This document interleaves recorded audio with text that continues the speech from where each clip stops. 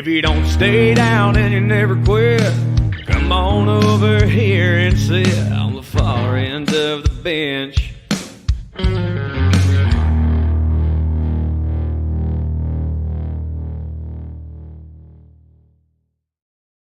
What is going on, bench warmers?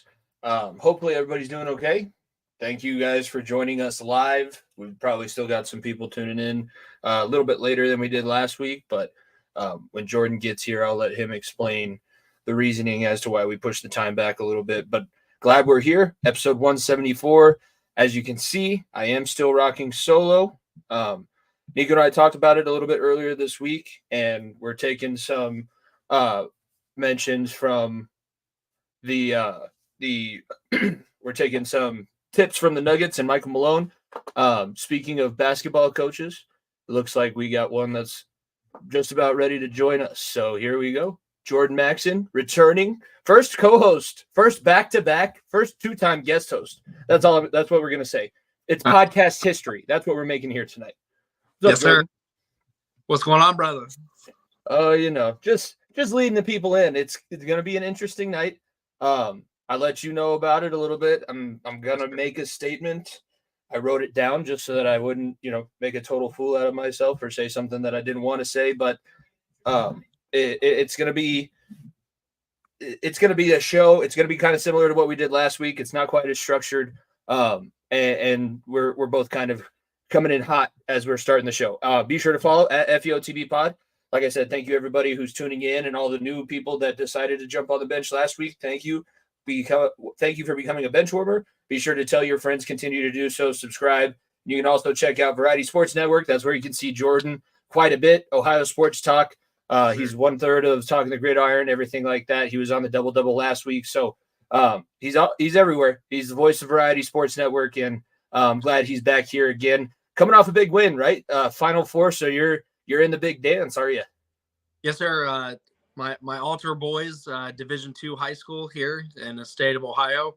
We won the semifinals. We'll be playing for a championship on Saturday. So big week for us. Where does the championship game get played? Because in Colorado we played the basketball championship at our Coliseum, which is like an older arena. Where does the Ohio State basketball teams? Where's that game going to be at? I'm being told we'll be going back to University of Dayton Arena, where our district championship was last Saturday. So. Okay, that's awesome. Obviously, coaching it's something to keep you around, but it's awesome when you get to see something like that pay off. We had my first year at the high school that I've been working with. We had a guy go all the way to the state finals. And I was like, damn, this is thinking about it. I wanted to do this. I never actually got to that point. The guy that I was coaching was much better than I was, but I worked so hard to get to that point. Now I'm sitting on the floor of the ball arena and I have a wrestler that's going for a state championship. And I had to pinch myself a little bit because I was like, seems a little bit too good to be true. Like I said, thank you for joining in. And I guess I'll just go ahead and jump into the reason why it's going to be a little bit more of an interesting show. People who have been listening are aware of her. A little over a year ago, I was lucky and I met what I believe was my twin flame. We had a lot in common. We had, it was a good time. I felt like things were going a certain direction, and people work out differently. Things happen, and today's going to be one of those days where I'm fighting through. I thought about, postponing. When I was talking to Niko, he said he wouldn't. No shame if you don't want to do a show, and I thought about it because not going to lie, I'm not in the best of spirits. It's been a tough week, just personal life, work, and everything else. And to throw this on top of it, it's kind of, the proverbial icing on the cake. But this is, I guess this is what real life is like, because this is not the first time that I felt this way. And I'm sure it's not the last. I had nothing but, good feelings and good wishes towards her. And unfortunately, it just didn't work out. We weren't going to be staying on the same path. And that was the decision that was made. So that's what I'm dealing with. Jordan, I know that it hasn't been an easy go of things for you, to say the very least. But that's I wrote it down today. I wrote it down and said the thing about the tough times is that it's, as much as we don't want to go through them, the tough times are actually what makes you realize the good times were happening. So it's a nice little nostalgia reminder, like know that things aren't always this bad and it's going to move forward. So that's where I'm at, Jordan. I didn't know if you knew what you were getting yourself in for, but that's kind of what I wanted to topic. Jimmy, I've known you now for about a whole calendar year. We've done a lot of shows together. We've had a lot of group chats. We've had some personal conversations of late, and I'm here for you. I'm 110% here for you, and it's gonna be okay. And I'm sure the rest of our Variety Sports Network family, we're all here for you. And that doesn't matter the distance. Yeah. My phone's always on, even after the show ends, and we leave the live stream. My phone's on, brother. That has no expiration date. I appreciate that. That's the best thing about Variety Sports is that we all kind of have the same. Obviously, we have the same goals. And Doug didn't even know it, but this is the kind of support that I needed this moment. I need to be jabbed about. Yeah, well, we're definitely talking about free agency today, Doug. So you'll get to hear. It hasn't been great. And the one thing that I think they were trying to do to make things like smooth things over, I'm not as excited about. I would have been excited for other things. I feel like we should just go to free agency because that's been kind of appreciated, Darren. Appreciated, Doug, for you guys tuning in. It's been a wild ride. Here's the thing that I guess I want to start off with. Why is legal tampering a thing? We know that these deals have been put in place for months in advance. The fact that you say teams can't talk to each other, if deals weren't being signed right as the deadline, I'd say, okay, maybe. But these guys are knowing about where they're going. I'm pretty sure Russ and Ciara took a trip to Pittsburgh probably 3 months ago or whenever he was benched for Jared Stidham. So I think that there's, it's a little bit ridiculous that the NFL still puts the window dressing on this legal tampering period when we all know free agency started like 2 months ago. Yeah, I fully agree with you there. There's no real way to say don't talk to my client when the agent's got 5 other people that's in a separate payroll and a separate bank account, getting paid but in an envelope in a diner somewhere to go talk to somebody else. I mean, it's just that I think that's the way it's always been. Technology, obviously, with the advancements right now, it kind of makes it harder to be sneaky because everything we do leaves a paper trail. You send a text message, it's never really gone. You send a voicemail, it's never really deleted. And we know we put something online and it never really goes away. So it's probably a lot more networking right now than it ever has been. Where back in the day, you just picked up a landline and said, hey, my client's coming down here, or his mom's coming down here to talk about, some potential shit. When really it's his own words and paper that somebody else is repeating. Kind of reminds me of Jordan's story there when it came to a sneaker deal. His mom was wheeling all through the land. So it's nice to have people in that spot. I think with the free agency has always been wild, and people have thought when it first came out that it was going to negatively affect the game. It's different now where you're not seeing the same kind of players make it to free agency. If a team's going to keep a guy around, there's enough money now to throw out there that you're basically are able to keep whoever you want.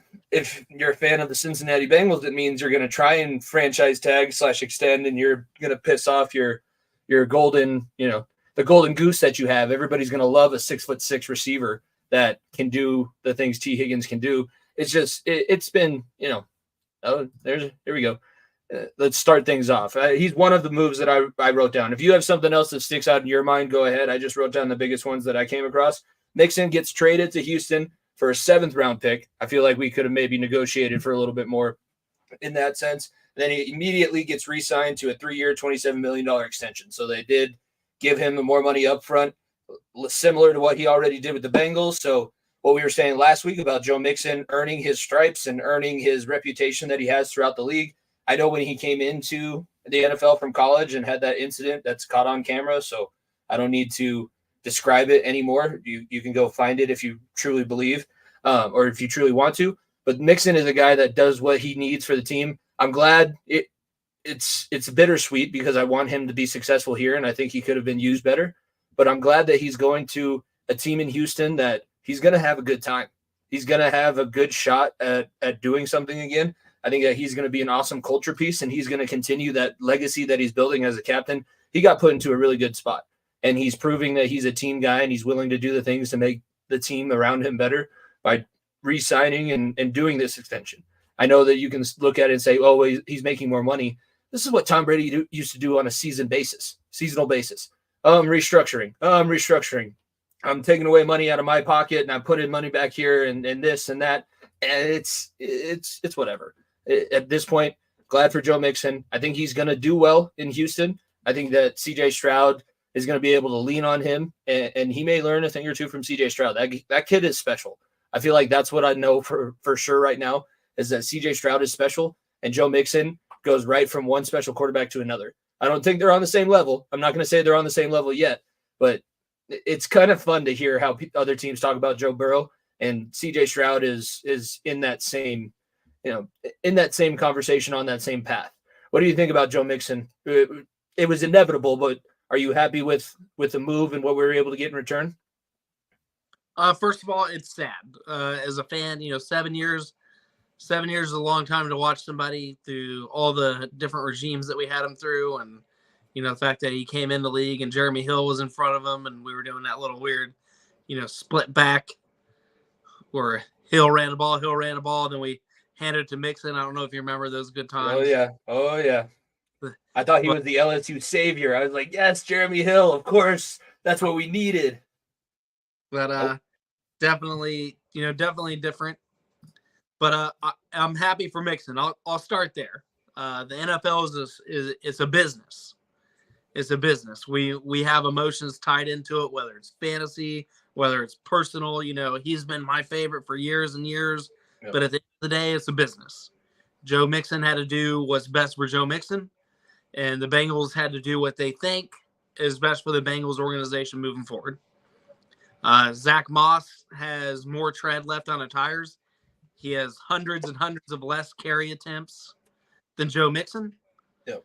So you got to look at it from a health standpoint. We got somebody that's got more, less soft tissue, it could happen, but less chance of soft tissue damage.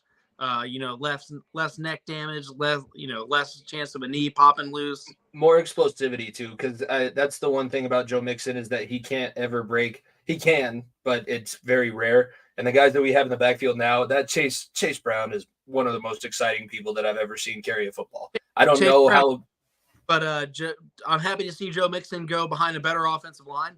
Yeah. The Texans kind of have won us on with the right tackle in limbo. The Texans have the better line, so I'm happy to see him go there. I'm happy to see him go to a team that's playoff primed. He's gonna do explosive and some exciting things, especially in the screen game. He's gonna kind of open that up for CJ Stroud, where he really didn't have that element of the game last season. So I'm happy about it. Do I think we could have got a 5th round pick? Yes. Yeah. I could have at least fished a 5th or a 6th round pick. And if the Texans were going to release it this year, we should have planned it like, all right, give us a 2025 5th round pick, conditional, or give me a 7th round this year and a 5th round next year. If Joe Mixon meets the 1K club or the 400 yards in receptions, we could have really built some leverage in that deal. So it was kind of sad to see it kind of go piss poor. This is the worst. But I really remember, Katie Blackburn took over and we started wheeling and dealing. We brought all these guys in. We made some great free agency moves the last 2.5 years. And this year, it looks like we just hit a fucking wall. So, I'm going to curse 2 times in a row on this program. But yeah, we hit a wall. And I don't understand it. That's not what championship teams do. That's not what people that won a ring do. So they're turning back to the old Bengals. The clock is striking midnight, and now all of a sudden I'm getting excited about Mekhi Becton and Von Bell visiting the facility. That's not what I should be excited about with the level of talent and the expectations that this team has. If it was those last few years under the Marvin Lewis era or the first few years of Zach Taylor, I can see I understood. Now this team is established. Up until this last season, you had the longest tenured coaching staff that's been together in the NFL. I think they were all together for 6 years with the offensive defensive coordinator and the head coach. Like, you were in such a prime position, but this is where you start to go back to, oh, Mike Brown's pinching pennies. He's sitting on his wallet. Nobody can find it. It's like, where's my pen? I can't sign the checkbook without my special pen. And now his special pen's just broken. But it speaks to Doug's point that he's trying to make. And yes, he's a Browns fan, so he's saying it in a particular way. But they really aren't good at, if everybody else is like making deals, everybody else is Wolf of Wall Street, nobody in the Bengals facility is selling anybody the pen. Like, they're not getting the sales pitch down. They got to figure something out. And it goes back to, we have the smallest scouting department in the league. I think we have the least amount of actual player personnel people on staff that we have during this point. So it's no wonder that nobody ever hears from us, because we got like one guy using 4 phones to call 5 players. And they're like, oh, you should have called 10 minutes ago. I literally just signed a contract. If you would have called, we would have been able to figure this out. That's free agency is all about timing. And the Bengals have zero timing. They're the guy at the bar, like Jim Carrey at the Night of the Roxbury, just like out of place, thinking that he's the hot shit. Like, oh yeah, Joe Burrow. What are you doing? Me, you, me, you. And all the free agents are just leaving, like walking off the beach. Nope, I'm out of here. Not dealing with it. The other moves that were made, Mike Gesicki is the answer that they decided to go with for a season. He got signed to a 1-year deal, probably for his benefit, and then also the benefit of the team. Gives him a chance to maybe earn some more money next year on a longer contract. And the Bengals they're good at the 1-year tight end reclamation projects. Yeah. I mean, Irv Smith didn't work out as well as I wanted him to, but this is just another disaster. Can we admit that? It was Irvin Smith. It was not what we needed. It was not what we were promised.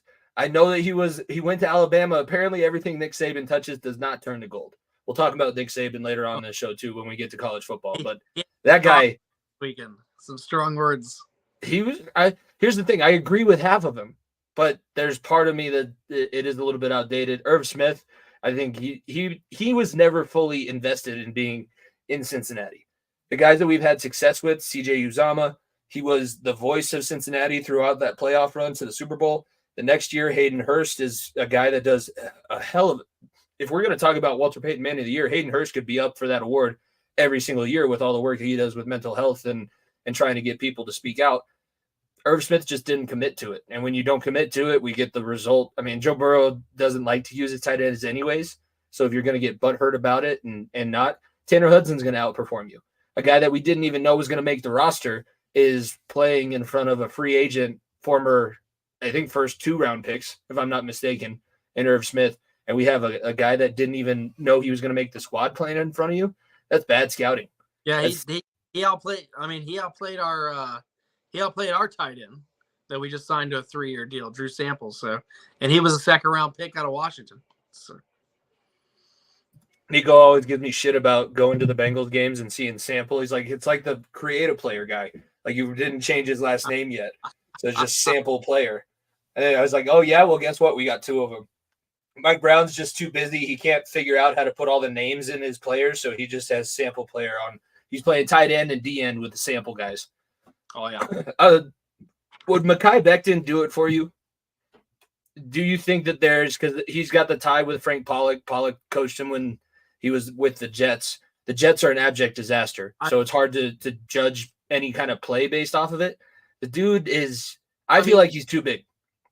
Looking at the stats, though, I mean, he is credited by PFF and other organizations for giving up 12 sacks last year. And I know what you said. I know what you're saying. You know, they had a quarterback corral of, Zach Wilson and every other motherfucker that came after him, holding the ball too long and having some communication issues on the line and stuff like that. So I don't know how much of that is bad quarterback play or how much of that he actually gave up as a sack. But 12 sacks is not what you want to see when Joe Burrow is now coming off his 2nd major season of injuries where he's getting sacked. So I'm not excited about it. A 52 PFF grade for the full season. I'm not pumped about it. Are we talking to him because of his connections? Most likely because we're being lazy. So that's me opening my eyes. I'm a diehard Bengals fan. Nobody can fucking tell you otherwise. But I'm real when real needs to be that way. And right now, I'm just seeing laziness. Guys are walking. We're not bringing in, full replacements. Joan Williams was never going to be the answer. I'm not mad that we let him walk. He wasn't worth the money. 100% okay with it. I think the 18th pick is, it's going to be our tackle. But bringing in a guy that gave up 12 sacks for even a tryout, when Akeem Adeniji during his time in Minnesota graded out better. Yeah. Now a Cleveland Brown depth piece. A lot of it doesn't make sense to me. We're playing Corral again at the tackle position, and that free agency right now this late. Anything you sign right now is a tier 3 or a tier 4 guy. They're all professional athletes. I'm not taking anything away from them. They could crush. There's a reason they're still available though. But there's a reason why they're still available, and that's not what you want to surround a quarterback that's been to the postseason and been to two AFC championship games and a Super Bowl. It's kind of a bullshit excuse. I don't know what we're doing. I wish I had better answers than that, but no, I'm not excited at all that he's even in the building or being looked at. His connections, he might be a decent depth piece, but that goes behind the guys that we signed at guard, like Sharping and company that just came off the bench and played like garbage when we needed them to do better. It's just not giving us a lot of options, and now we're scraping the bottom of the barrel. We're back to the mid-2000s. All right, here comes the bargain bin. We got Andrew Whitworth. Don't pay no attention to every other position on the offensive line. Andrew Whitworth, he's really good. We should really that's what you should focus on. It's almost like Frank Pollock doesn't watch film of these guys, because I was getting ready for last week's show. I was watching Michael Winwood film. I watched plenty of Mekhi Becton play. Just my brother's a Jets fan. He followed LT from the Chargers to the Jets and probably hates every decision that he's made after that. But I watched him play, and it's going back to what we said last week with like college football is destroying these offensive linemen, not watching film together, not speaking the same language. The technique that you play college football with does not work when you're playing in the NFL. And Mekhi Becton can't bend the way that you need to bend. You're 6'7", 370. It's going to take people 3 days to run around you, except we have super athletes on the field that they can run pretty damn fast. So if you legit can't block and you're moving all over the place, your fat, sloppy, 370-pound ass is getting shoved back into my $200 million quarterback, I'm going to have a problem with that. I'm going to have a big problem with that. But the Bengals, that's going to be, give it another shot. Joe, get up. Get up, Joe. Shake it off. We need you to play. You're the pride of our team. We paid you. We need you to play. Oh, okay. Then get somebody who can protect me. He's pissing a gallon of blood because his spleen's fucking in half. Have you seen what he looked like in the interviews last year? I feel sorry for him. It's bad. I was like, oh, thank God his wrist exploded and he doesn't have to deal with just dodging cars on every single play. Yeah. He's playing in traffic. He's trying to complete passes in traffic. 7-on-7 with 3 traffic cones in front of him. And I like the way Orlando Brown played last year. I think that he could be better, but he wasn't bad.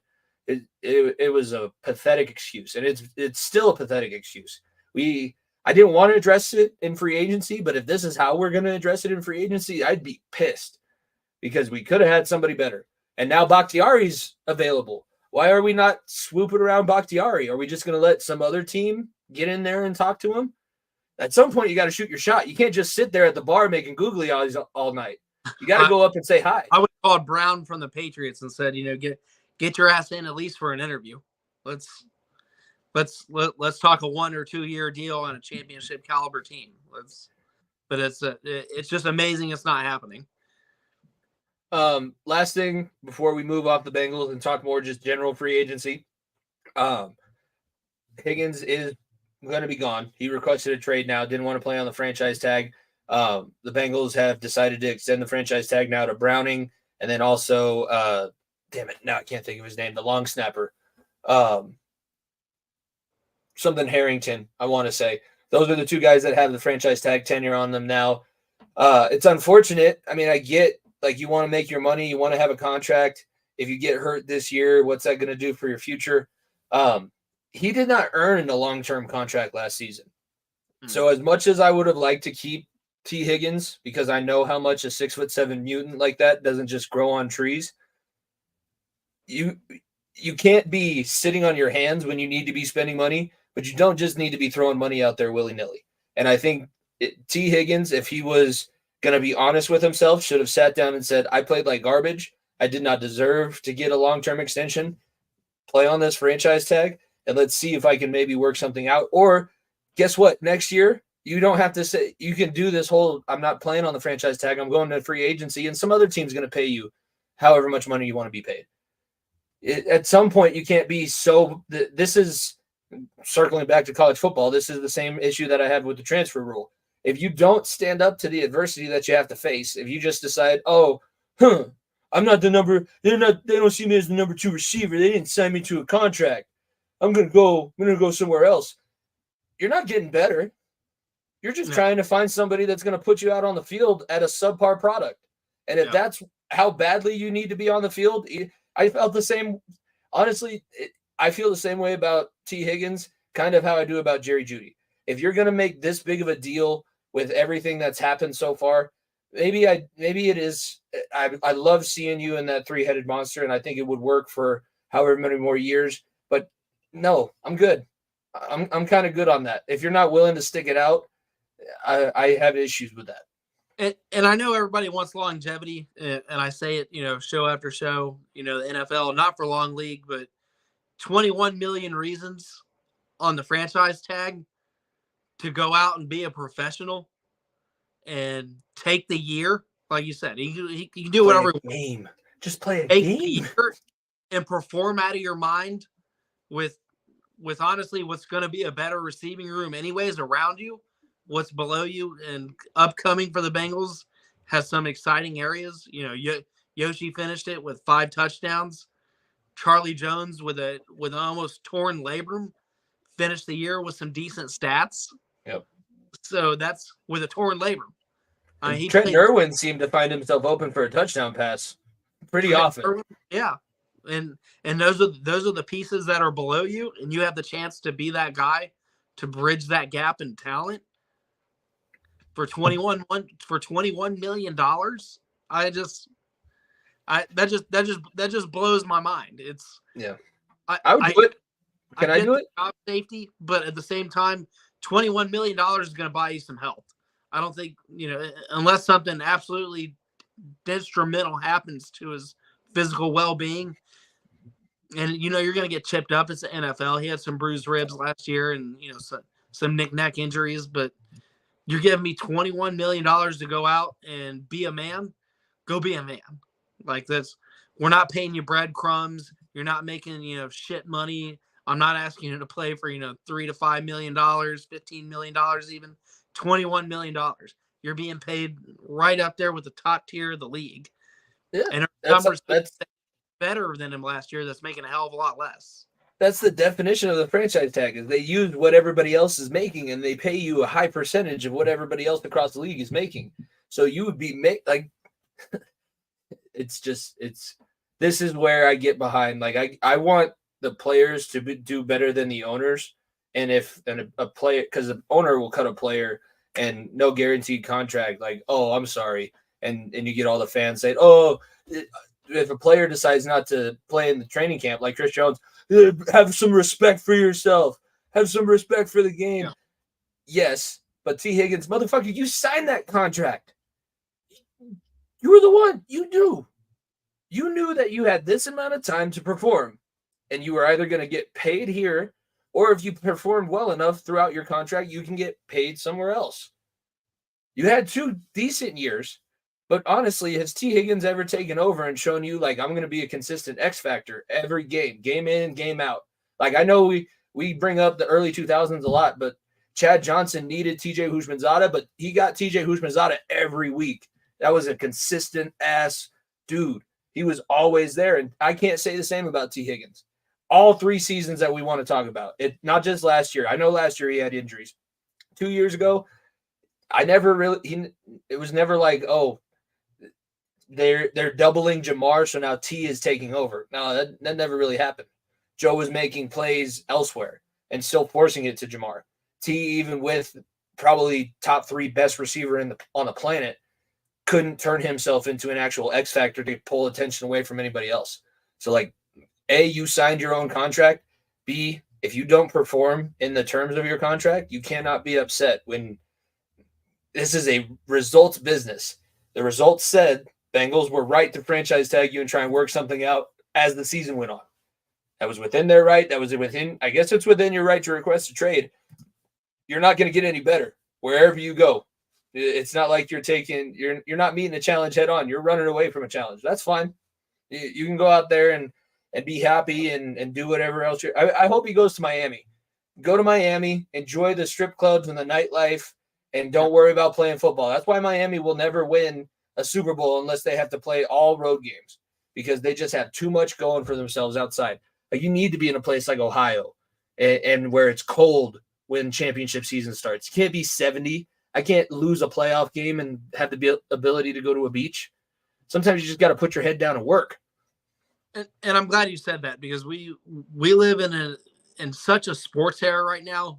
In the NFL and the NBA are the two that are kind of the most guilty, where you see athletes take money over legacy, and it burns my ass. It really does. Like, it makes me miss the 90s, and I wasn't really ability to understand sports in the late 80s when I was born, but watching the old ESPN classics and seeing all the documentaries and shit, it makes me long for those times. Put me in a time machine, because those are the era where people were just happy to make money and be competitive night in and night out, because they wanted to win. They wanted to win for their team, or they wanted to win for themselves. But legacies were cemented to be legacies. And now we see, everybody wants a max contract. Everybody wants just more money than what teams can provide. Salary cap being real or not. Eventually, the owner. There's a time where it's like, I can't do it.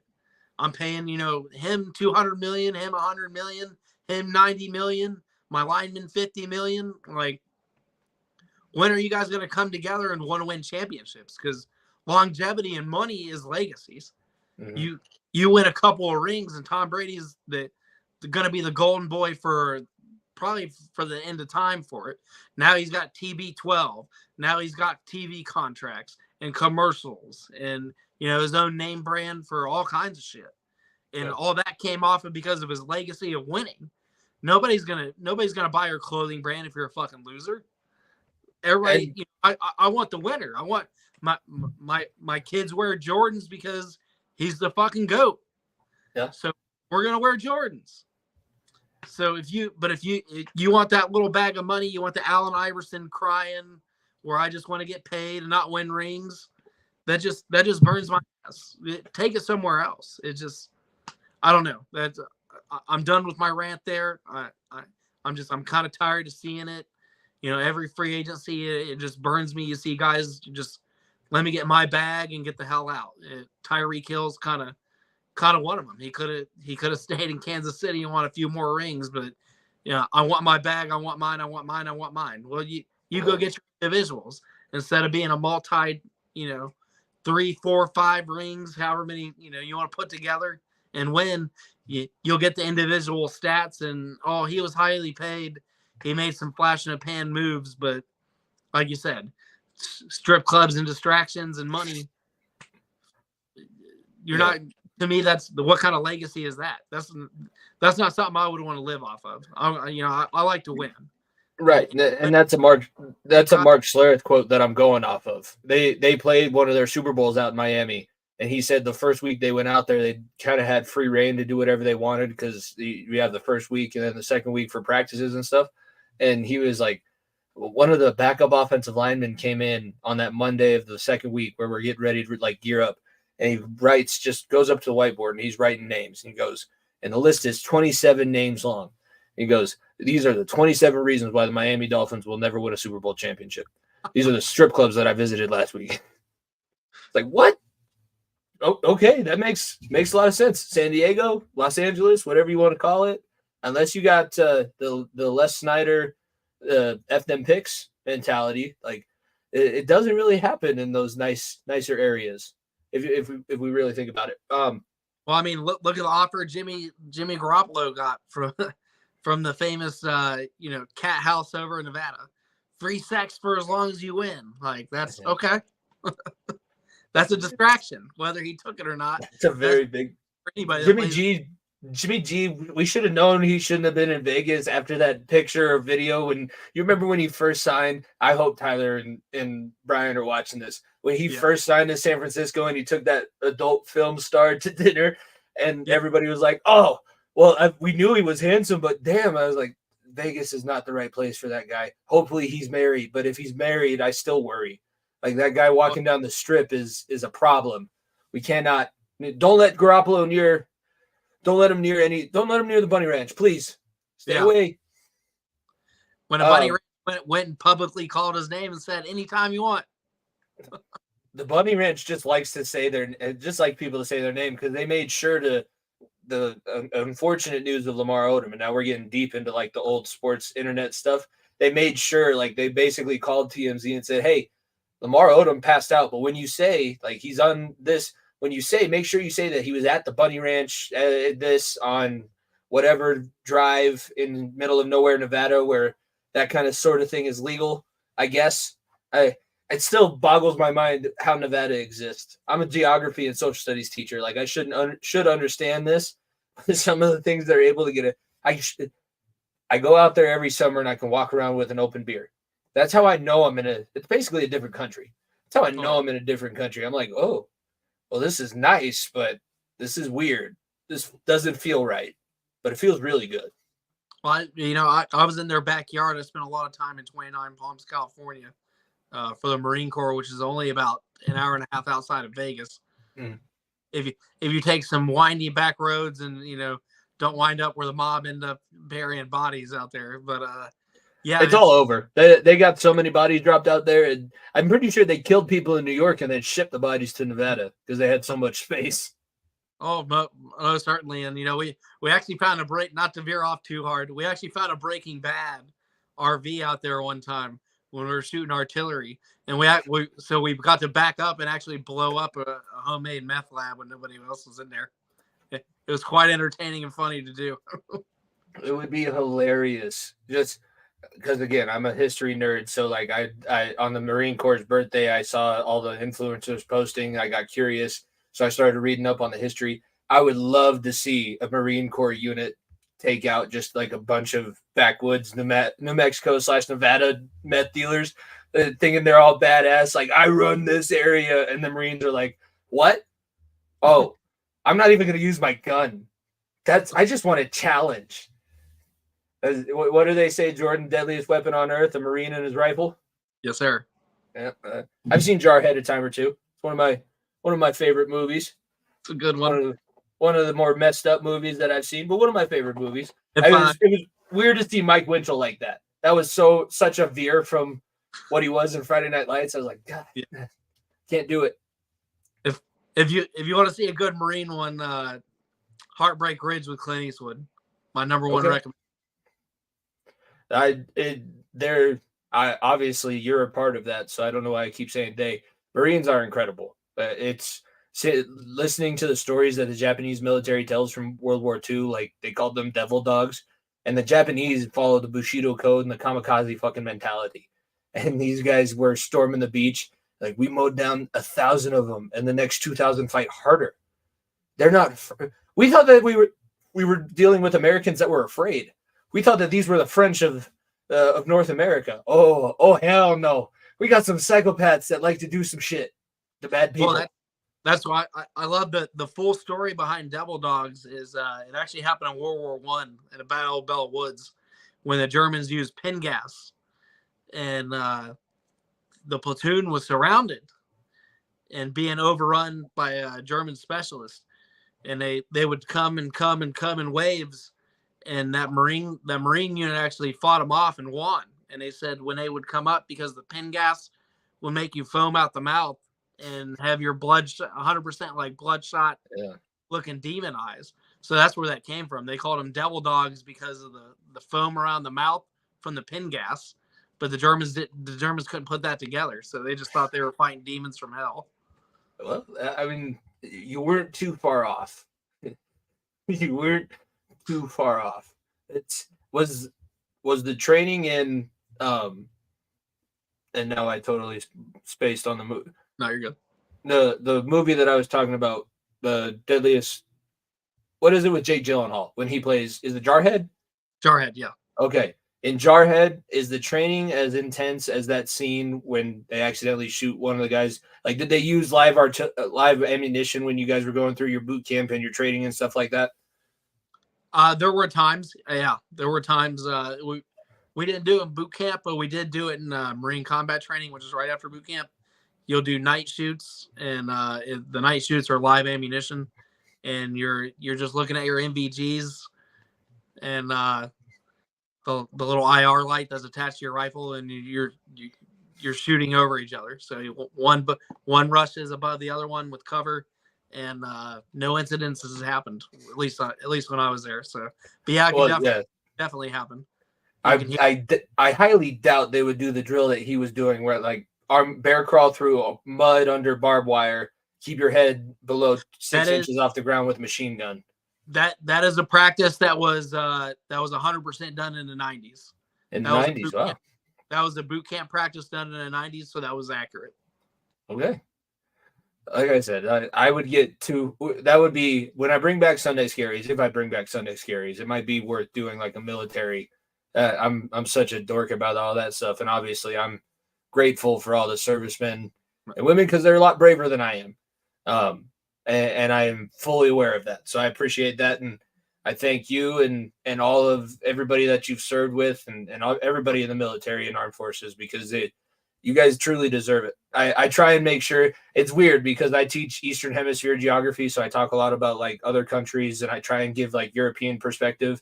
And most of the time, America, like I had kids that thought we won World War II because Chuck Norris flew down on a bald eagle, like kicked open a door with an AK-47, like pow, pow, pow, pow, pow, pow, pow. America. Basically, I was like, no, guys, we didn't fight. We fought for a total of like 18 months of World War I. So we had the least amount of casualties, and we were the freshest fighters. Plus, everybody was paying us for their shit. So we had a lot of money to throw around. And in World War II, it was similar. That was my favorite story because Tojo was like, oh, we're going to bomb Pearl Harbor. Look at this. We're going to bomb them so bad, they're going to be scared to retaliate. You obviously don't know how shit works here, huh? They raised our taxes by 2 cents, and we created a country for it. That's the kind of psychopathy that you're dealing with here. America is not what you believe it to be. This is not China where you're just going to be able to do whatever you want. Go ahead. Make my day. Speaking of Clint Eastwood. Let's get back to free agency. Kirk Cousins goes, shout out, Variety Sports Network, Out of Your Falcon Mind, John and Mike. Kirk Cousins, it was basically looked like a done deal. He's 35. So let me say that first. He's 35, coming off a ruptured Achilles. And he got a 4-year, I have it written down here. 4-year, $180 million contract. His agent, if he's doing this, if he's doing this himself, he needs to be taught at Harvard Business School. His agent is like a super agent because the guaranteed money that he got him from his Vikings contract, and now the dude's going to be 39. It ain't no way he plays this contract. There ain't no way. He's not Tom Brady. I hate to break it to people. If he's playing at 40, he's doing what Joe Flacco's doing, coming off the couch. That's how Kirk Cousins is playing past this contract. And you're going to pay him $180 million? Why? Yeah. What? You get Sam Darnold instead of the Vikings. Let Kirk waste the Vikings money. You get somebody else. I'm interested to hear. I know that they just dropped their episode recently, or they're talking about it now. But what was your feeling behind that? Do you think that was a contract Kirk Cousins deserved? Do I think he deserved the contract? By looking at it through a statistician's lenses, because I know the big argument right now and all the big networks, including ours, is that, well, his playoff wins are trash, but his individual stats are out of this world. Whether it's been with Washington, whether it's been with Minnesota, and now over in Falcon Land, it's his stats say he's worth the money because he has a big arm. He delivers it downfield. He's accurate. He throws more smart touchdowns. as hell. He's That smart. was the big thing that I took away from that QB show is that he legit has a photographic memory. We hear that tossed around a lot, but he's very, very good at that kind of stuff. And looking at the systems that he's come from, the Vikings didn't have a great run game. They had a above average offensive line. Washington was kind of a complete disaster when he was there as a team and as an organization.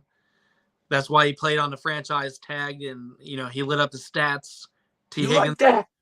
You like that? I have that towel. It's somewhere in storage still because I was all about that clip. You like that?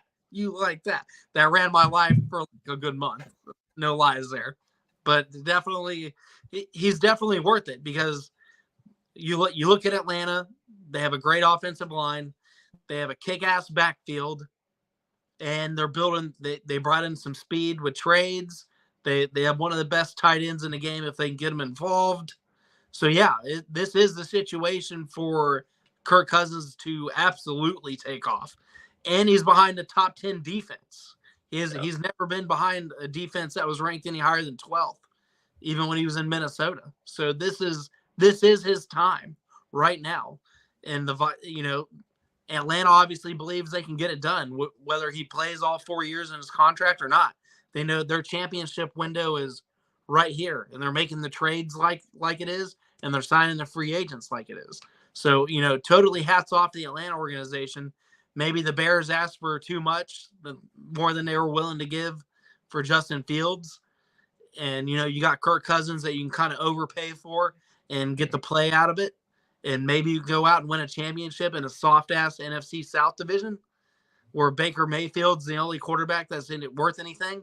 So, you got to look at the complete picture or the complete for, A to Z right now. The Atlanta Falcons did what they needed to do to bring in a guy that had the arm, had the accuracy, had the experience to take that team to the next level. And even if he plays 2 of his 4 years, and he can get these young guys and these young draft picks and these rookies involved and coached up on the sideline and, bring that veteran leadership. Again, hats off to the Atlanta organization. I think it's a slam dunk for both sides.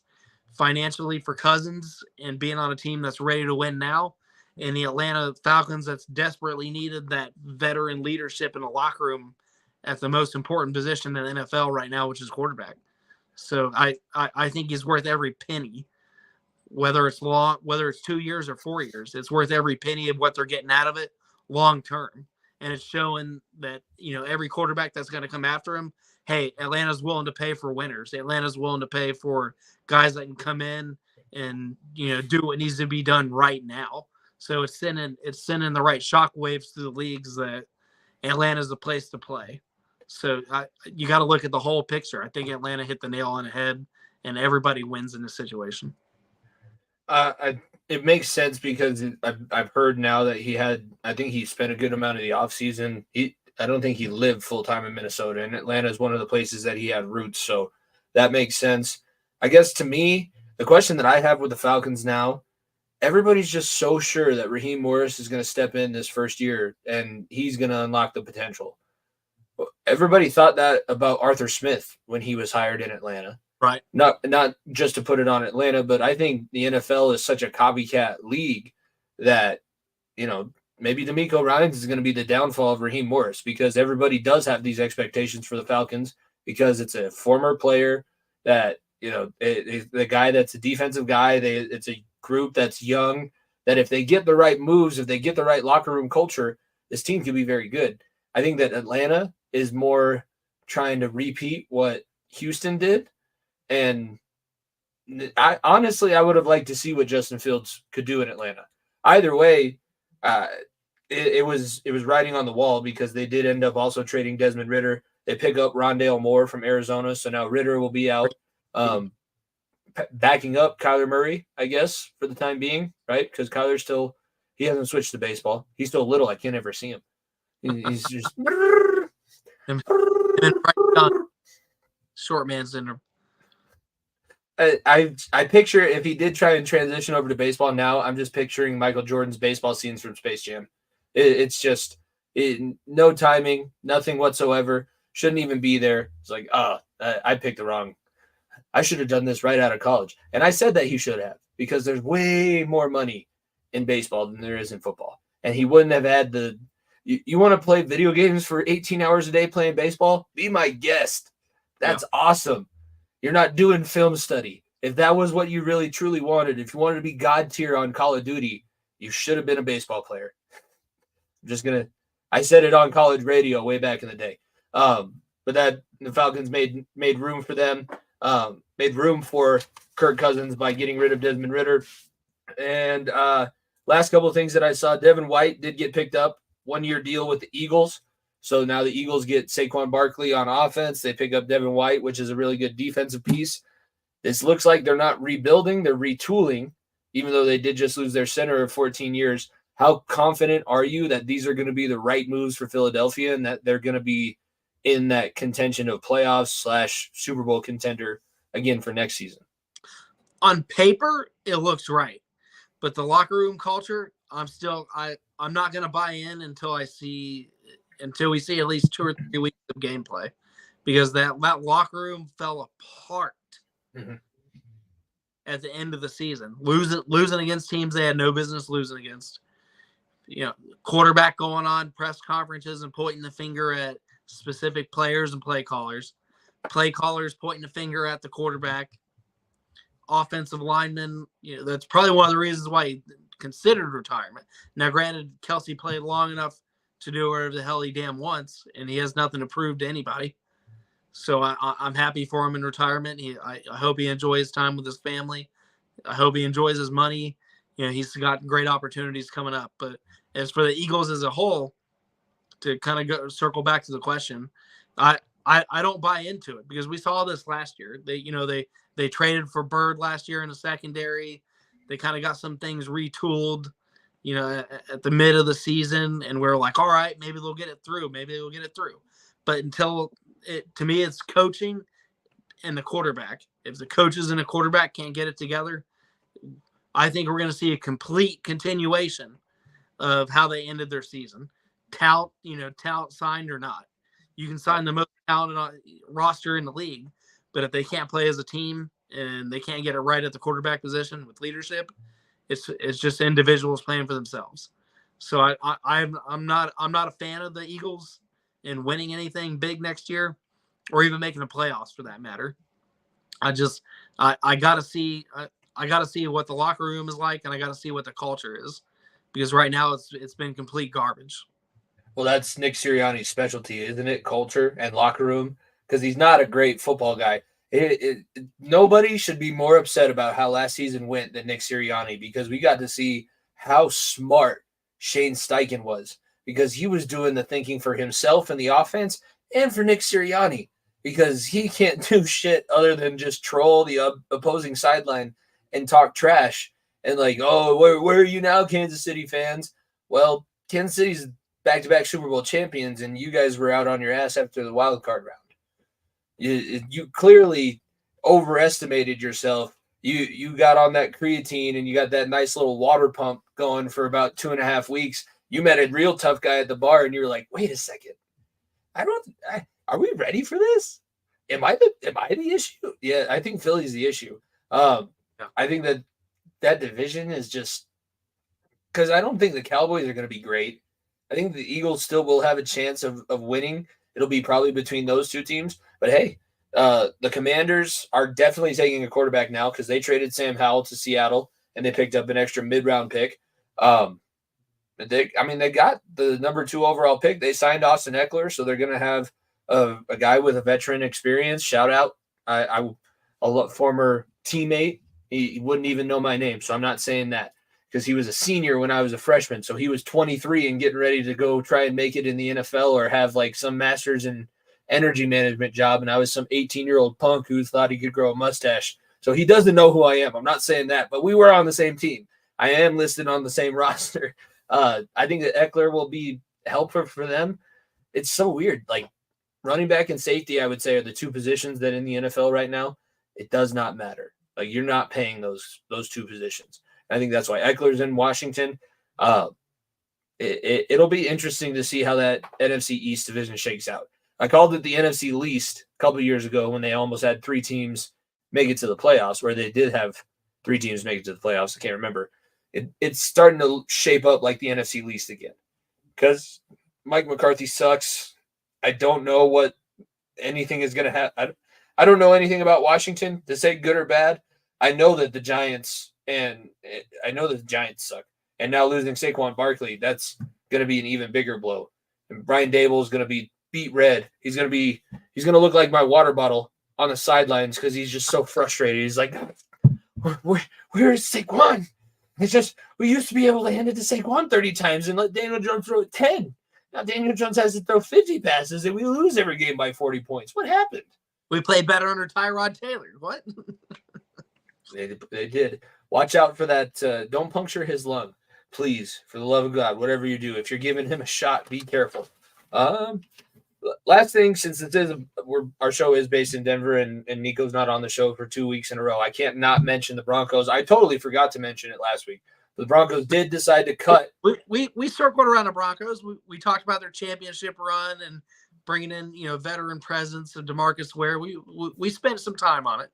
I forgot to mention that we cut Russell Wilson last week because I said that I was going to do a Denver segment afterwards, and I just talked about the Nuggets and the Avalanche and totally left him out. And I was like, oh, yep, that one was a mistake. But they did cut him, so they're going to eat that $38.5 million that they now have to pay him to play for Pittsburgh. But he gets signed 1-year contract in Pittsburgh. I think it's $1.2 million is the veteran minimum this year. So that's where he's going. There we go. Niko chiming in, giving people, if you're watching college basketball because you're a degenerate like Niko, Villanova money line right now over Marquette. Okay. And he did say thank you for jumping in for him. But if you're putting in bets, I'm going to give you a second here. Villanova money line over Marquette. And we're good.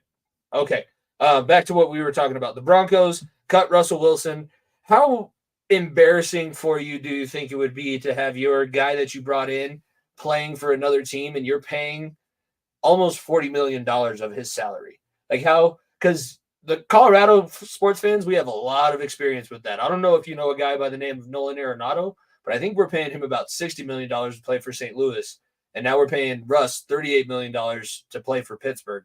How embarrassing is that as an organization? That's telling on the organization. Am I right? It is. Baseball is more infamous for it than anything. Baseball will pay a lot of salaries for those guys to play somewhere else.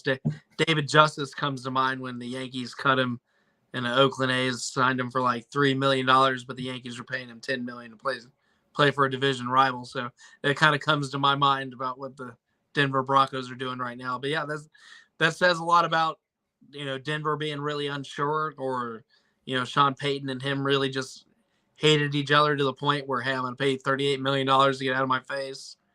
Dude, the Seahawks paid him like 70. It's $110 million in dead cap money that two teams have eaten to get rid of his ass. Well, we talked about a lot of Kirk Cousins' agent. Maybe we need Russell Wilson's agent. Dude, lasts for nothing. Yeah, but also I need his social media team. If we can hire Russ's social media team for VSN, we'd all be famous by like next week. If Russell Wilson, if you're listening, give us a buzz. Unlimited. We got variety. It's spicy. Let's ride. Let's ride. Variety Sports Network. Let's ride. I'll brand it. I will tattoo it on my arm. We still have shirts that you can buy that say ride or die on them. And I was listening to one of our old episodes when he was first signed, and I made some sort of statement like, see, we get Joe Sakic, we get Nikola Jokic, now Russell Wilson. Denver just gets like really good. We get the best sports athletes to come here and finish up their career. And then the next 2 years happened. I was listening back to us. I was like, oh, this is fucking awful. I'm not gonna lie. I viewed it kind of as the Peyton Manning signing when when Russell did come to Denver. So I was on you and everybody else here in Colorado, which is why we're so effing depressed. And this is why this snowstorm that we're getting right now, we're at 14 inches and it's March. 14 inches at my house right now. And that's not normal. And it's heavy, wet snow because it should be rain by this point in the year. I've never seen anything like it. It's been so bad. It was such a failed. I never thought that I'd see something outdo the Albert Haynesworth free agency contract. And I know that this was a trade and it wasn't necessarily free agency. I said it at the time when the Penner Group gave him the new contract. What in the hell were you doing? The dude had 3 years left. Prove it. Make me right for paying you this money.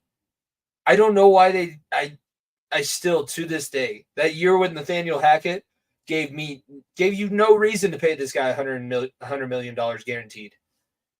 There should be no reason why we're having this conversation that he's eating $38.5 million of your salary next year, because that's got to be one of the top 10 worst contracts in sports history.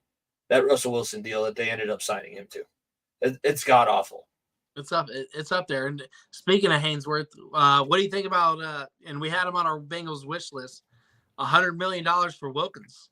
Jeez. If you want to pay him that much, I guess you can pay him that. I wanted him at like maybe, I guess I don't know what it's going to work out to. How many years did he get signed for? If it's $100 million, how many years did he get signed for? I think he got signed for 4 years. Oh, I would have definitely done. I could do $25 million a year for Christian Wilkins. That doesn't actually seem that steep when you break it down that way. The presence, the leadership, the dynamic, like normally at a defensive tackle, you either get a run stopper or a pass rusher. The ability to do both, I think that's what drove his price up. Good for that guy. I knew that we weren't going to get him. I put him on my wish list, but it's too big of a swing. We ain't taking home run cuts. We're the guy that ships it to right field with a runner on second. That's what we do. We're just trying to hit sack flies. We're not trying to swing for the fences. I know my place. And if the Bengals draft Sweat, I'll feel a lot better. I'll feel a lot better about this. Yeah, Sweat, Fuaga, I wouldn't be too mad at. Tyler Guyton. I've heard a lot of good things about Joe Alt. There's plenty of guys to like pick from that I could feel pretty good, but this is if that dude from Texas, if Byron Murphy, if he falls because all these teams overdraft quarterbacks and receivers and all that bullshit, I would love to see that dude play for the Bengals. If he's there at 18, I've been saying this the entire process. I said it on our bonus episode, which everybody can go check out on our YouTube for my mock draft. At 18, you should just draft the best player on the board, whatever position that may be, except quarterback, obviously, because you don't need to draft another guy there. But if it's the most talented guy that's left at 18, should be picked, because the talent drop off from round 1 to round 2 is not that much. From round 2 to round 3, basically everybody's the same round 3 on. So I think if you can get the best player available at 18, because you know everybody else is going to overdraft at bad positions or different positions, take advantage of it and let these other teams pay these big ass contracts. And that is actually what the Bengals are known for. The year we drafted Tyler Eifert, it was solely because he was the best on the board, because we still had Jermaine Gresham under contract, who was also a first round pick for us. I always get Jermaine Gresham and Simpson mixed up, but there was a time where you used to walk through like the Target, the electronic section, and they would do NFL top 10 highlights. And I still remember, because my mom used to work at Target, so over the summer we would like hang out in the video games in the electronic section, and we would see the Jerome Simpson play where he just flips over and over and over and over again. Anything else with NFL free agency that you wanted to talk about before we I want to talk some college sports, because March Madness, we're going to do something for March Madness specifically next week. And I wanted to talk college football because it seems like all of our conversations end up circling back towards there. Any other free agency moves that you wanted to talk about before we get into that stuff and kind of get the show wrapped up here? I think we hit the nail on the head with everything that at least you and I can relate to. So let's move on. All right. I have it written on here. This is how I'm going to rate our basketball guys from now on. For college basketball, how would you rate your expertise in a level of me to Joe Lunardi? So it's a wide spectrum because I'm basically like the guy who doesn't watch a single game until the NCAA finals. Joe Lunardi is the most well-respected basketball reporter out there. How much are you paying attention to NCAA college basketball before March Madness actually starts? I would say not quite Joe's level, but probably about 2 tiers down, 3 tiers down, because I'm a huge University of Dayton fan. So they are exclusively, their only Division I program is men's and women's college basketball. So I love it, and we host the first 4 every year since its inception. So I'm big into that. I've been an Ohio State basketball fan forever. Wright State's right down the road from me, so Wright State Raiders. I always got to go to those games. The newspaper would let us get like 4 tickets for $30 back when they sucked. So growing up a triplet, all boys, that's something that the family would do for cheap. The Horizon League, shout out to them.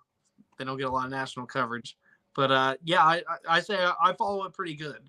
Always, being close to Cincinnati, we always get the Kentucky games. We always get the Louisville games. So Rick Pitino, when he was at his hottest, Ohio broadcasted a lot of those games. So I say I'm pretty into it. That's good, and I figured because in Ohio you're basically a football and basketball fan or a football and a wrestling fan. And the rare occasion you're a football, wrestling, and basketball fan. So it makes sense. So with that, since you do know what you're talking about, that means that I get to just basically ask questions and try and pick your brain so I can make my bracket better. Before we get into all that, there is a Variety Sports Network. If you're a listener of the network, it's in the far end of the bench's Twitter bio. Pretty sure it's in the Variety Sports Network Twitter bio. I'll probably post it in the show notes as well. So if you're listening back to this on any podcasting platforms, you guys can sign up. What are your feelings about this year in college basketball? Because I've heard it's difficult. It's basically all recency bias. So whichever team plays the best the most recently is the team that everybody thinks is going to win, which means to me, parity across. This is where I struggle with the NIL and the transfer rules because it doesn't hold people accountable. This is the most amount of parity that I've ever seen in college sports all throughout. Wrestling, football, basketball, hockey, damn near. Like the NIL and the transfer portal has at least made the sport more competitive. Do you see this as a totally wide open year? Is this a year that basically whoever gets hot and wins 4 games is going to be a national champion? Or do you have a clear-cut favorite that you're looking at as who's going to probably win? Looking at it as a lifelong basketball fan for college, the NIL hasn't hit, at least this year, like it has football. You haven't seen a lot of guys just get up and leave the programs that they're at. Because you can be a one and done in college basketball. That's always been a thing. So if a lot of people that are chasing dollars will go to the premier program their freshman year and then bounce out if that's something, if the NBA is on their mind. Where you look at college football, you're seeing all these transfers to premier programs because you can't leave until your junior season. Yep. So college basketball, the NIL hasn't hit it yet, and I think having the ability to go get your money after your freshman year, I don't think the NIL will ever be like a real big thing with tier 1 programs. I think you'll see a lot of guys make their way out of Division II or some shit Division I programs where they had to get their grades back up instead of going to junior college with the NIL. Now you can just go ahead and bounce to major programs after your first year without putting in the time. But to me, it's the wild west. Whoever gets hot at the end of the year is going to make that magical Cinderella run. And I think that, that's been kind of the story. Of course, you got your years where all number 1 seeds meet in the Final Four. We've seen that, in most recent times. But 9 times out of 10, that 16 seed, knocks off the 1 seed. The 12 seed fucks up the 4 seed, and so on and so forth. And that's the beautiful thing about college basketball tournament. It's 64 teams. All conferences are representative. I think it's the most perfect tournament in sports. It's there. Everybody gets to do. everybody gets in. The MAC gets in, the Big gets in, the SEC gets in, the Mountain West gets in, Florida Atlantic from nowhere gets in. Wherever the hell St. Peter's is gets in. Whatever conference I know they're in New Jersey, by the way. Niko didn't know that. I knew that they were in New Jersey. I don't know what conference they play in. I know that their gym flooded and they can't play music too loud because they're butted up right next to a science classroom. But I know more about the St. Peter's Peacocks than I probably should. It's probably I should fill my brain with more actual information. It's like music lyrics, movie quotes, and random sports facts that are never going to be helpful except for bar trivia. Continue with the point. I didn't mean to interrupt. No, but I think it's whoever gets hot, because teams that play a shit regular season, you have your conference tournament. Now you get 2 or 3 wins, or you win your conference tournament, you get a ticket to the dance, and that's what I love about the tournament season. It's whoever gets hot, it's whoever gets it together. If the coach can hit the panic button at the right time, or unlock the key, or put in the right code and get those guys going. You look at the Ohio State Buckeyes right now, who were in total disarray just a month ago. They fired their head coach. They're on the biggest losing skid we've seen in 3 years. And now they're going to be in the semi-conference finals of the Big Ten tournament. So look out there. And vice versa, my other favorite team, Dayton. Dayton was picked to win the Atlantic 10. They just got deuced out by fucking Duquesne. So this is March Madness. So let the madness begin. It's beautiful. It's whoever gets hot into the season. I don't think the NIL is going to have anything to do with it. I don't think players jumping around is going to have a big impact. They can all leave their freshman year, and we're going to enjoy the tournament like we always have, unless something drastic changes with the rules in the next 3 or 4 seasons. That's the thing. I think if I'm going to say anything about college sports, the reason why I like college sports maybe a little bit more than pros, it's the winter college championships. Like the March Madness tournament is awesome. Oh, the NCAA wrestling tournament, I know that I'm in the minority, but if people would just take the time and try and appreciate what they're doing, it is. Bo Nichols said it. It's the most electrifying version of the sport. Like nobody really watches Olympic wrestling. Nobody knows freestyle and Greco-Roman rules. But there's millions and millions of people that tune into the NCAA wrestling tournament, and there's millions of people who tune into the March Madness tournament because it's crazy. It is nuts. If you can lose, if you have the ability, this is why the college football playoff never worked, because the 4 seed was never going to upset the 1 seed. Just wasn't how things were going to play out. You were never going to get the Cinderella story.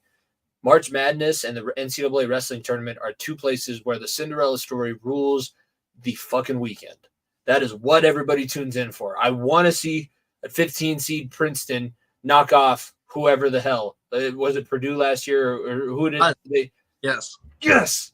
There we go. I'm not as dumb as I thought I was when it comes to college basketball.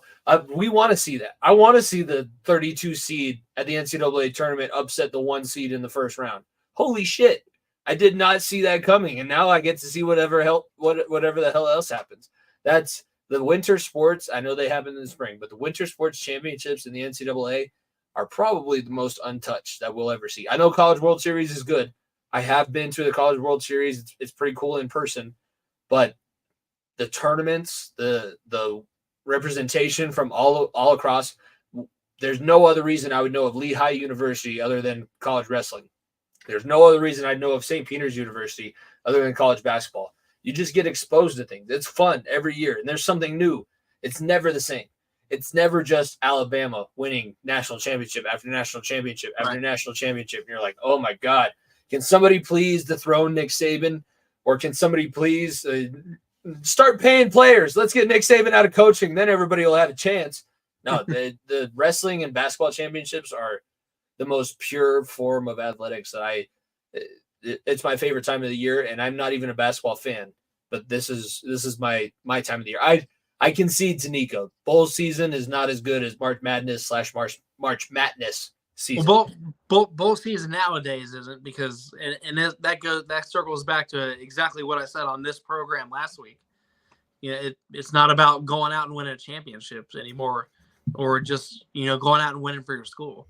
Being in a bowl used to actually fucking mean pride and joy. You got a national-wide TV audience that normally doesn't get to watch your program, and you got to actually bring some pride to your school. It didn't have to be national championship or bust, where my stars are going to take the fucking week off because it's not a national title, so fuck it. I don't want to play in the papajohns.com bowl, or kind of the all the extensions it was. All right, I remember Ohio State being in a Tax Slayer Bowl for 2 years in a row and not one player rested. So it just burns my ass to see that. Where basketball, having 64 teams, it doesn't give them a chance to take a night off because you're on the national scale. You are in the tournament.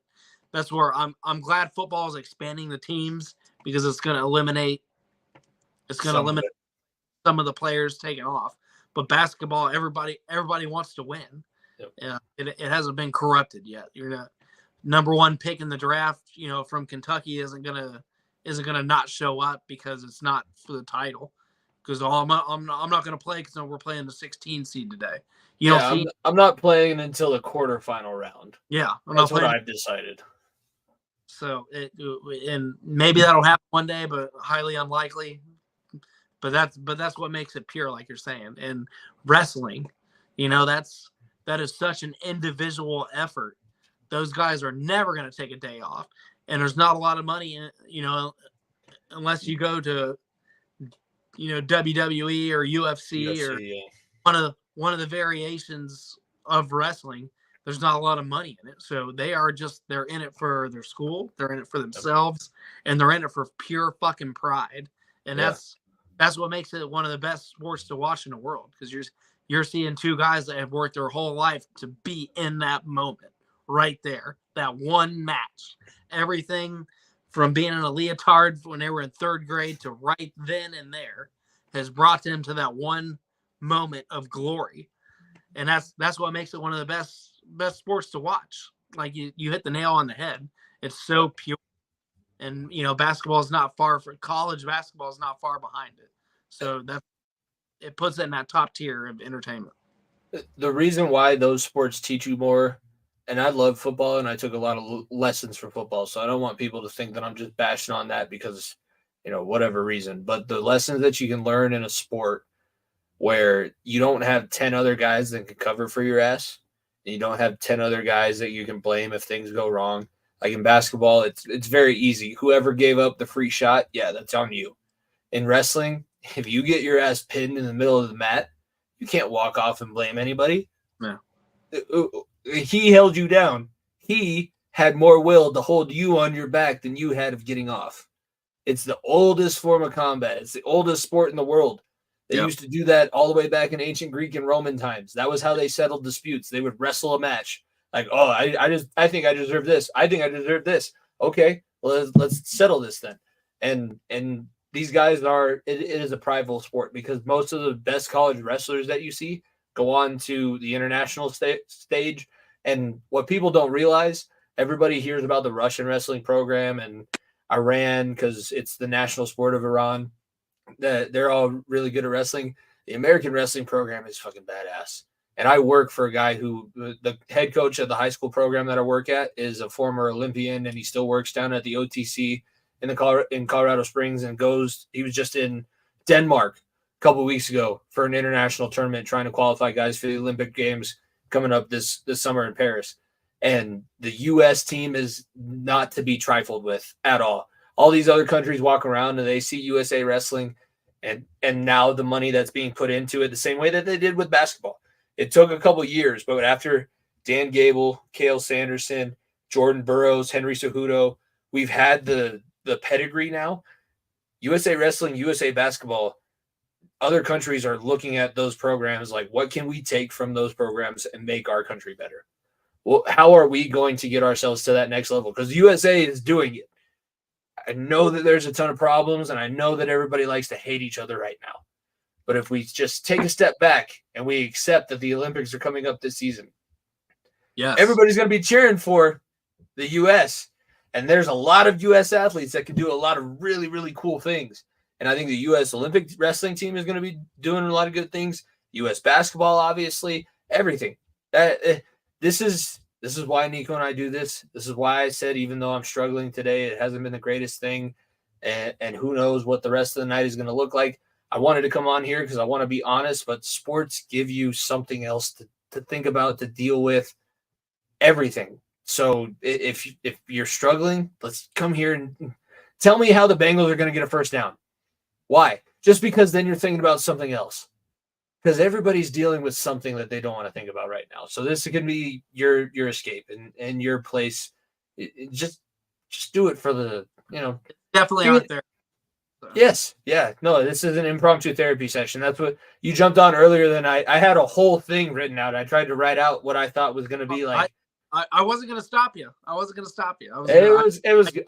would rather there was too much, but I wrote it down like this is an impromptu therapy session. So I apologize for all our new listeners that are just jumping on now, but all the OG bench warmers, and I appreciate everybody tuning in, everybody that commented in and everything like that tonight. This is, you basically signed up for my therapy session tonight because it doesn't feel great, but hey, I'm here. I've had a great time. We talked a lot of really good sports. And last thing that I want to touch on, I don't know how old you are because I'm a gentleman and I don't ask anybody's age or weight. I would assume that you've played NCAA football games on the football video games before, yes? Yes, many times. NCAA 14 is now not going to be the last college football game that we have. NCAA 25 is going to be dropping this year.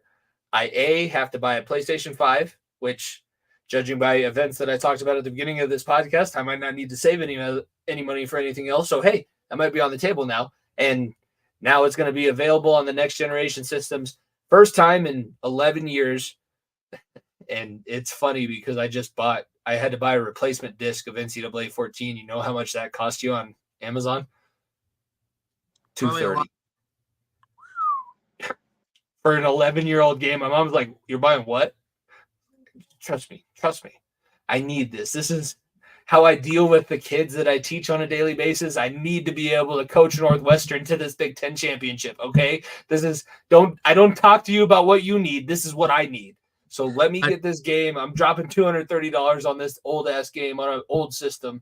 I'm so excited for 25. Doug and I are legendary rivals on it.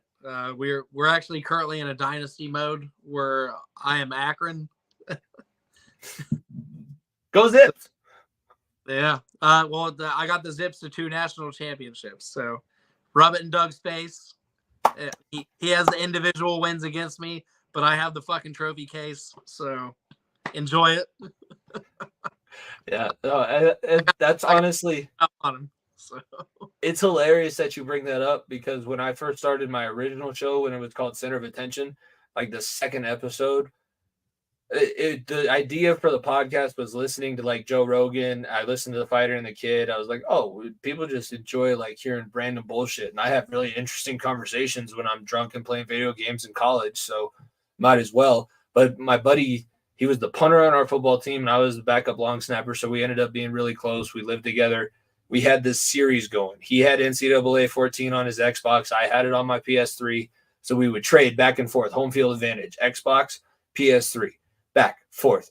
We decided one time on my birthday where I was probably too inebriated to actually know what I was doing. We did Army Navy and I won. I was like, wait, I can run the triple option and I'm going to feel like shit tomorrow morning because of what I did for my birthday celebration. Okay, I can do this. We have a running tally. And I think if I'm not mistaken, I have 2 games. The sick thing about me that I tell people, and this is my favorite story about my college football experience, on my recruiting trip, we were hanging out pre-gaming. I didn't really drink at the time, so I was like sipping on a Keystone Light because I didn't really like the taste and everything like that. They turned on NCAA 14. They're like, oh, well, this guy's the best in the room, so you guys can play and don't take it too personally. 3 quarters later, I'm up 45-15. They're like, how? It's like, I don't party in high school. I just sit here. I get to play video games on the weekend. This is what I do. I've read your safety tendencies the entire game. I know what you're doing. You're basically giving it to me. You're letting me score 50 points. That's what you're doing. you're trying to make it do this way. What are you expecting with NCAA 25, and what are you thinking about Arch Manning deciding not to opt in and be a part of this? So the way that it works now with the NIL, if you opt in, you get like $650. If you're a higher tier player, you obviously get a different deal. But what are you expecting from the game, and what do you think about Arch deciding, he's not going to be available in it? I'll start with Arch because I think just you look at his last name, you look at his family, and the way he's absolutely conducted himself at Texas, he is being the ultimate professional. So to hear that he didn't want to opt in, his verbatim statement was, "I play on the field, not on the screen." I fucking love that. That's somebody that's obviously he's going to compete in camp. Do I think he's going to knock off Ewing? Probably not, but you never know. So he's doing it though. That's the whole 45-minute debate that we had earlier. Guys are just willing to leave. He could leave and start anywhere else, but he's willing to battle him. I'm happy about that. And I totally respect that. So so my hat's off to him. And for the second part of the question, I'm thinking that's going to be the greatest 2 months of my life, at least in video games. I'm not taking away from my kids, not taking anything away from the athletes that I coach. But when that game drops, nobody's gonna fucking bother me for 60 days. I'm gonna be, me and Doug are gonna want to kill each other. So we're gonna run our new 25 gauntlet. We've been talking about it for months now. When that game drops, we're gonna, much love to our families, but we're sorry, not sorry. We got a decade of playing to catch up on, so it's gonna be I think it's also gonna bring in a younger audience to the college football TV ratings, because now we got it on the console.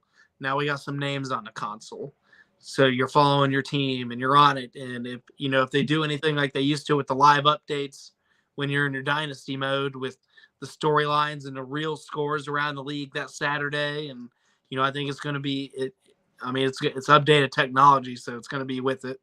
I think it's going to bring a whole new audience to college football. So for that, I'm proud of. I don't think the TV ratings ever went anywhere when the video game left, but it definitely for us that played it for years and years, it left just a huge hole. And it almost made me stop playing Madden, because the year that you could import your created player from NCAA and put them in actual draft in your Madden disc, mind-blowing. It was game-changing. So Jordan Maxon would start at, Akron University and go to hopefully get drafted to the Cincinnati Bengals. That was a big deal back then. So we had the same childhood as what I'm now experiencing. Oh, absolutely. That was a big deal. I would make the characters. So I read all the Mike Lupica books. So whatever book I was reading, that was the game I was playing. So when I read Heat, I was playing MLB The Show. When I was reading the football books, I was playing Madden or NCAA. And I would make the characters in the books, which is the only reason I've ever created a wide receiver. And I will never, ever create a dynasty wide receiver again, because it just doesn't mix. It's like in the Avatar show. It's the hardest. When you're the Avatar, whatever nation you're born in, the hardest element to learn is the one that's opposite of you. Well, what's opposite of an offensive lineman? Fucking wide receiver. I can't do it. Doesn't make any sense to me. It's just over my head. I'm very excited because, there's always a silver lining. That's what I'm learning tonight, Jordan. I experience, everything that's bad, but I don't have to worry about somebody nagging me to get off the game when it comes out. There's a silver lining there. There's a country song that talks about that. She leaves him and he wins a scratch off ticket. Then happen. We used to have a song by that guy as our intro music, but we wanted to be monetized on YouTube at some point, so we decided to get somebody else to sing one. But yeah, that's not the same song, but the same album. We used to use as one about the nice cold refreshments with some hops in them that are a little bit more honest than some of the females that men run into in their lives. That's where I'll leave that one. You know what we need to bring back? The Real American Heroes beer commercials. Oh, the real man of genius. That's Real Man- hilarious. Yes. Because I told you last week, part of my Bengals knowledge is from the Bengals Boot podcast. Well, Dan Horde happened to used to work for like NBC Cincinnati, and he got the guy on that created like the voice actor that did those, and he did one for the Cincinnati area, and it was hilarious. But I loved the real man of real man of genius. Yeah. I used to rather listen to the games on the radio than actually watch on the TV. Whenever, because we would have like a 30-minute drive or whatever to a relative's house, and we're on Sunday and we're listening to the game, and all of a sudden, Budweiser presents Real Man of Genius. Real Man of Genius. Like, oh, this is what living is like.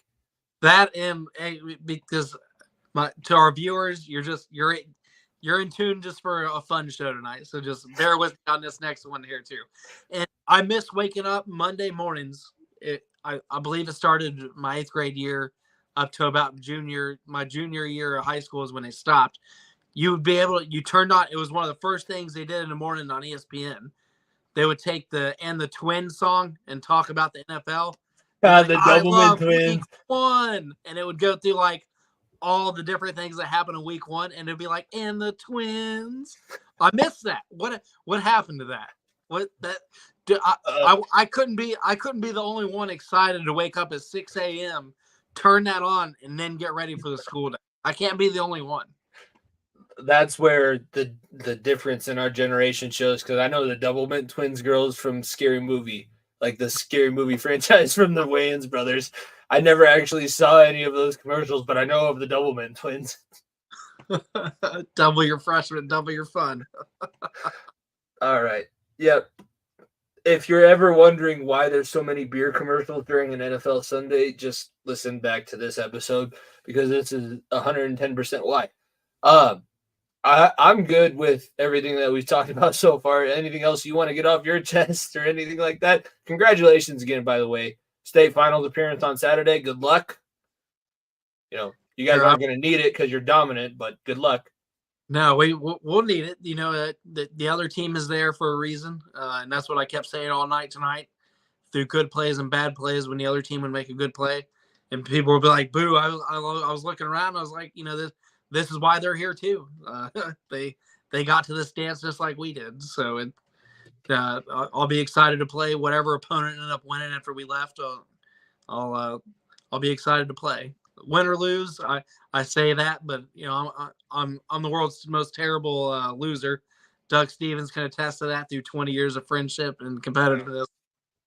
We broke a lot of Risk board tables. You play the game of Risk, and you don't shower for like 3 days because you're watching your pieces, and you take little like micro naps. In the summertime, you know, when you didn't have school, and we take the table over, and the parents would be pissed off because we haven't fucking moved anywhere for 3 days, and we got the 10 Mountain Dew bottles behind us, and good times there. But yeah, you know, I've thrown a lot of tables, I've thrown a lot of cards away. And if you show me a good loser, I'm just going to turn around and show you a loser. So you're not going to get an argument from me. I am That goes back to Sean Connery. I won't say the whole quote, but there's a movie called The Rock, and about the 45-minute marker, Nicolas Cage and Sean Connery have the best exchange of effort in the world that if you live by, you'll be all right. Yeah, it's I go home and fuck the prom queen. Yeah, no, it's that one. Funny enough, I tried my best, loses the prom queen. Yeah, you tried. Tried isn't good enough. Tried doesn't get to go home and fuck the prom queen. Yes. Rest in peace, James Bond, because he's the original OG. There you go. And played a Spaniard in the Highlanders. Still makes no sense. Funny enough, I am the coach on the wrestling team that everybody likes to lose around, because I am like the sports psychology nerd, and I want to teach you everything through your loss. Yeah, I can't. My brother knows, and my brother's also a teacher in middle school, and he runs a video game club. He texted me a couple weeks ago. I used to dominate him in Madden. That was just our relationship. And when I didn't dominate him in Madden, somehow the PS3 mysteriously got unplugged or turned off. So I'm undefeated. That's all I know. But he texted me a couple weeks ago. I said, I just got worked by one of my students in Madden. I said, you're lucky I'm going to let you back in the house after hearing those words. Like, what the hell? You can't be getting worked by these 12-year-olds. That's not how this house flies. He goes, I couldn't do it to you. I said, that's why I'm a better winner than you. I'm a worse loser, but I'm a better winner because I will slam my best friend's head into the wall to win a rep in practice. I've done that before. You don't want to see what I'll do. If it has me winning or you losing, I'm going to do a lot of crazy shit. You're not going to like me too much. He's like, yeah, I know. That's why you can't. That's why I'm the video game club sponsor. I said, yeah, you're right. And was Halo a thing too? Did you guys have your Halo days? The weird thing about us is that we weren't allowed to play M-rated games until we could buy them. So by the time I was old enough to play Halo, it had already gone through all the phases. So I was too late on that. But I did NFL Street 1 and 2, NBA Street Volume 3 was my favorite. Baudo is the close one. And then NCAA, Madden, the show, NHL. Like, I still have a guy. I've won 6 Stanley Cups in a row, like 6 Hart trophies, 6 Conn Smites in a row. I have over 1,500 points. I've only played for 6 seasons. I'm totally dominating the NHL right now. Those were my bread and butters. But the kids ask me, like, why don't you play Fortnite? Why don't you play this? And those aren't I was never that kind of kid when I was growing up. GoldenEye. Fire that N64 up. Let's go. Yeah, GoldenEye. I do like the Mafia games. The Mafia, I got the original one, the re-release that they did for PS4, so I've now played the trilogy. But that's my favorite, probably non-sports game. It's like the Mafia series because it's, we talked about it in Talking the Gridiron, but the Paisano over here, that's. Yeah. You know what? You need to revisit the Godfather game was actually a classic. That's because my PS3, it's still going. It's holding on. There's some nights where I turn it on and it goes. No! Don't fly away. Don't fly away. Please don't fly away. Don't fly away. My Dreamcast just died permanently not too long ago. So I'm playing Vigilante 8 Second Offense. That was my game on that. So. It's the worst thing to be a gamer / a cheapskate because I'm playing MLB 20 the show and they don't even have online anymore. So I'm like checking. I'm trying to hit the little quick menu button to see what packs I've earned for my online points. They're like, MLB the show 20 online no longer exists. I was like, well, what the? This is bullshit. Well, that's not fun. Well, I'll finish with this. I was on my second deployment and I came back and Halo Wars was so bad. It came, it went, and it gone. And I bought it in a bargain bin at Best Buy. I was like, where's Halo Wars? They were like, oh, it's somewhere in the back. Go fucking find it. Because I'd been away from society for so long. So to me, it's brand fucking new. Yeah. So I wanted to smack that Best Buy worker in the face. But that's neither here nor there. But I went and got it, and I booted it up online, and the online play was like done. So that was the worst $20 I ever spent. $20 at GameStop. I was trying to call my friends, like, get on Halo Wars, because I saw the trailer in Afghanistan and it looked badass. And they were like, dude, Halo Wars sucked. It was like the worst of all time. I was like, somebody could email me that at some point. While you were herding goats, we all played the game, and it wasn't that great. Okay, that's what you missed. If you really want to know the truth, I'm not going to sugarcoat it. I'm going to pull the Band-Aid off. It sucked. Okay, that's Dragon Ball. Dragon Ball Evolution. Nobody wrote me a letter and said that sucked. So I bought that DVD off for $25. That was the worst $25 I ever spent. That is true. Popped it in. I got the only good part of that is I got a 24-pack at Yingling, which was just released in North Carolina. So I was drinking that. I was watching Dragon Ball Evolution, and I probably needed the rest of the 24-pack to get through it because that was terrible. Rest in peace to DBZ creator. He died this week. But Akira Toriyama. Yes, sir. That's another area that we overlap because Dragon Ball Z is meant to be an anime / a video game. It shouldn't be anything else. No live action movies, nothing. That's all. I'm Yeah. okay with the Avatar live action series, but I do like the animation better. That's But where it's always going to be more fun. So. that's where I'm sitting. All right. If you've been sitting with us long enough, which it looks like 81 of you monsters are, so I appreciate that. Thank you, Benchwarmers, for tuning in. I appreciate you, Jordan, both for what we talked about, your service, and now making podcast history, back-to-back guest host. Niko will be back next week, but we're definitely going to have you back on now that we know you're a college basketball expert, where March Madness is going to be coming up. We're dropping 2 episodes next week, so set your calendars. Normal episode, Niko's making his return. He also wanted me to let you guys know we're doing a March Madness episode because he has plenty of things to talk about. He's a GCU alumni, so he thinks the Lopes are going to be able to do something. You might have something else to say for him, but we'll let him have his fun. Just like I said with Jokic, it's easier to just let him go and then pull back when you need to. But I do appreciate you, sir. Let everybody know where they can check you out on the Variety Sports Network. Yes, sir. Ohio Sports Talk here on Variety Sports Network. And when Talking to Gridiron comes back this fall, I will be there too. So come check us out. Come subscribe. Follow Far Into the Bench. Get on board with these guys. They know what the hell they're talking about. They give you the East Coast break and they give you the East Coast break, but also the East Coast talk because he's a little bit of a Bengals fan and we love it. So he gives me my feed and my serotonin talking about the AFC North, and I'm able to kind of balance it out. Spending some time on the West Coast, but Jimmy, we love you to death. Let's stay positive. Phone's always on.